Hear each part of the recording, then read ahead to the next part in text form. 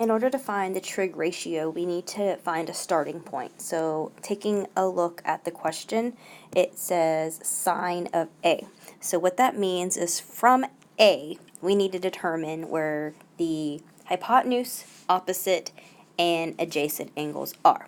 So the hypotenuse is easy to find because it's always directly across from the right angle. So 37 would be our hypotenuse. And starting from A, the 3 is directly opposite from the A. So the 3 is going to be our opposite angle. And the 12 is right next to the A. So that's going to be our adjacent angle. So when we're setting up the trig ratio, we need to remember the acronym Sohcahtoa, if that helps you. So sine of A, sine starts with an S. So we know that sine is going to be O over H. So, looking at our triangle, we have an O here of 3 and an H of 37. So, that's all you're doing is setting up the ratio, 3 over 37. So in order to find the cosine of A, so look at our chart down here. So it starts with a C. So I know that I'm going to be doing A over H.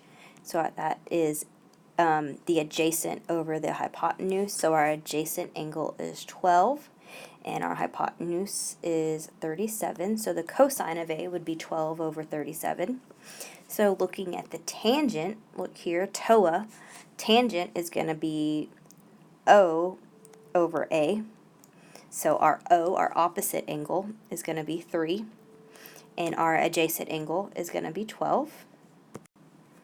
And then we can reduce that even further to 1 over 4. Okay, so in order to set up this ratio, we need to know where to start. So notice here it says sine of m, so this is going to be our starting point. So let's determine which one is our hypotenuse, our adjacent, and our opposite. So this one's always easy because it's across from the right angle, so 65 is going to be our hypotenuse. And then from this angle, directly across or opposite from it is going to be 25. So 25 is going to be our opposite angle. And then this guy hanging out right next to him is going to be your adjacent angle.